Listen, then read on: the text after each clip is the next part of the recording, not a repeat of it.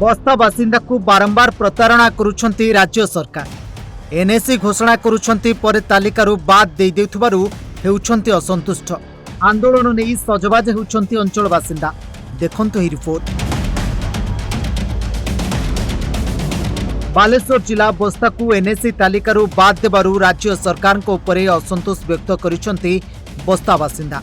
बस्तार सबु प्रकार मानदंड थाई मध्य काहेकि राज्य सरकार प्रतारणा करुछंती ताकु नै करुछंती प्रश्न। बस्ता को एनएसी घोषणा हेबा परे राज्य सरकार को धन्यवाद जणाई घोषणा होइथिबा एनएसी अंचल रे विराट होर्डिंग लगा जायछि। एहाकु देखि आनंदरे फाटी पड़िथिले बस्तार नेता कर्मी समेत अंचल बासिंदा।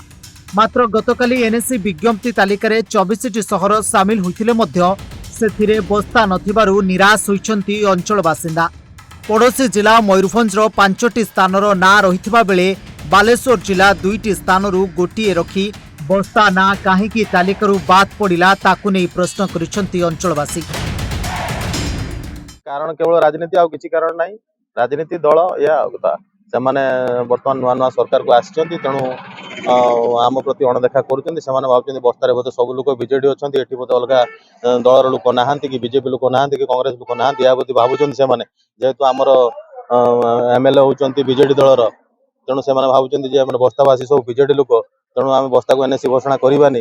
किंतु एई बाबू माने जो मानकर फोटो एडी बैनर लागिछि सेई माने बाबा नैचंती सब एनएसी घोषणा हला मोहन माझी को धन्यवाद जणाइछंती।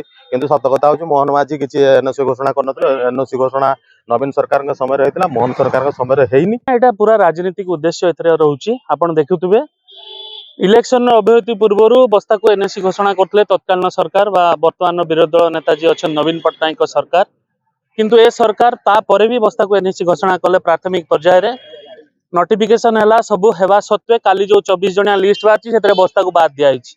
आपण म पछरे होर्डिंग देखथबे, होर्डिंग माध्यम रे सरकारी दलर लोक माने केमती बाहवा नवा पई सस्ता राजनीति करछुनी। आपण होर्डिंग रु देखथबे जानि परथबे। 2011 जनगणना अनुसार एनएसी घोषणा हेबाकु थिबा बस्तार लोक संख्या रहिथिले 10,000 रु अधिक, जहा गोटे विज्ञप्ति क्षेत्र पई आवश्यक लोक संख्या अतिक्रम करुछि।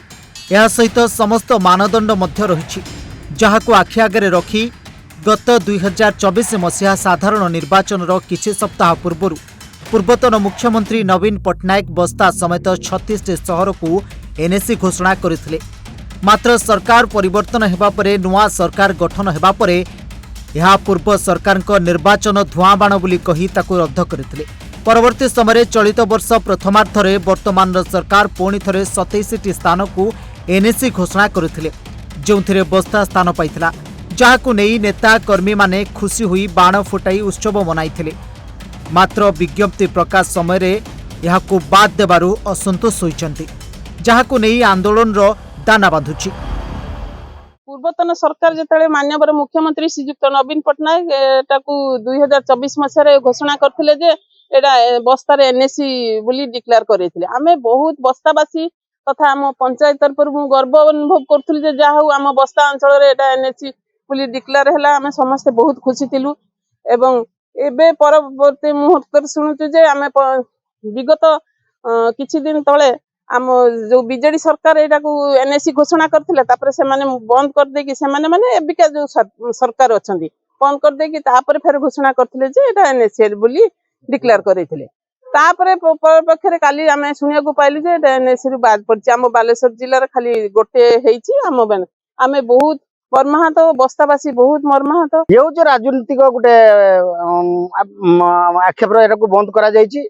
ये सरकार भोट चोरी सरकार।